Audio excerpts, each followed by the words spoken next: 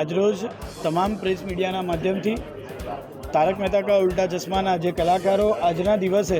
દિવ્યાંગ સમૂહ લગ્ન મહોત્સવ 2025ના આજે વરઘોડા રૂપમાં આજે જ્યારે ખોડિયાલ મંદિર વિજયનગર ખાતેથી જ્યારે નીકળવાનો છે ત્યારે વરઘોડાની અંદર પોતે જાનૈયા બનીને આ જાનની અંદર તેઓ પણ વરઘોડાની અંદર સામેલ થવાના છે, આવવાના છે. ત્યારે વિસ્તારના જે અમારી ખોડિયાલ માતાનું મંદિર છે ત્યાંથી વરઘોડો નીકળશે અને ત્યાંથી વરઘોડો નીકળીને સ્વામી વિવેકાનંદ પાછળના રસ્તાથી થઈને અક્ષર એપાર્ટમેન્ટ, ત્યારબાદ અમૃતનગર મંદિર, વ્રજભૂમિ, વૈકુંઠ, સ્વાતંત્ર્ય સેનાનીવાળા રોડ પર જઈને સમતા મેઇન રોડ, પોલીસ ચોકીવાળા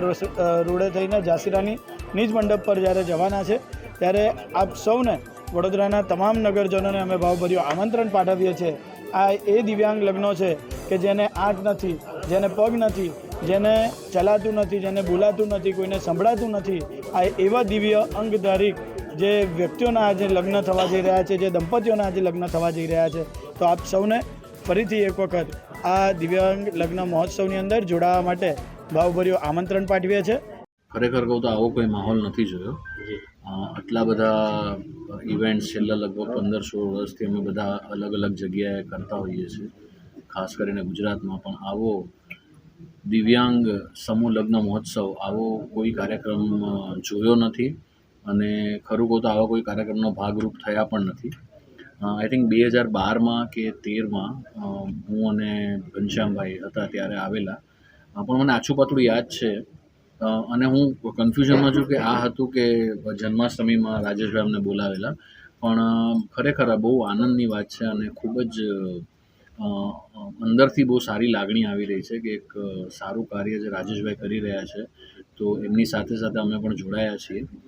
અને ખૂબ ખૂબ ખૂબ આનંદની અનુભૂતિ થઈ રહી છે. ખરેખર ખૂબ, જેમ કે હમણાં થોડી વાર પહેલાં જ અમારામાં બેઠેલા નવીના વાડેકરે કહ્યું કે આપણે બધી રીતે ફિટ છીએ, આપણે બધી રીતે આપણને આમ તો જોવા જઈએ તો ભગવાને અમને શારીરિક રીતે કોઈ ખોડખાપણ આપ્યા નથી કે કોઈ તકલીફ આપી નથી, છતાં પણ નાની નાની વાતોને લઈને વાળ ઉતરે છે કે પછી આંખે હવે બેતાળા આવી ગયા છે કે પછી ચાલવામાં તકલીફ થાય છે કે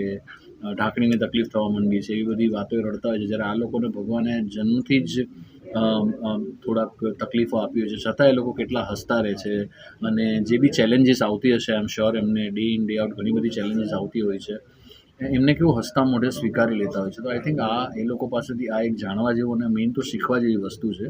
કે જીવનમાં નાની મોટી વસ્તુઓ, નાના મોટા ખોડખાપણ બધાને ભગવાન જાણે અજાણે આપતા જ હોય છે, એટલા માટે કે આપણે શીખી શકીએ. तो एक प्रोत्साहन लेवा जेवी वस्तु है आ लोगों पर. हमसे जुड़े रहने के लिए हमारे YouTube चैनल को सब्सक्राइब करें और नई वीडियो की नोटिफिकेशन के लिए बेल आइकॉन को दबाएं.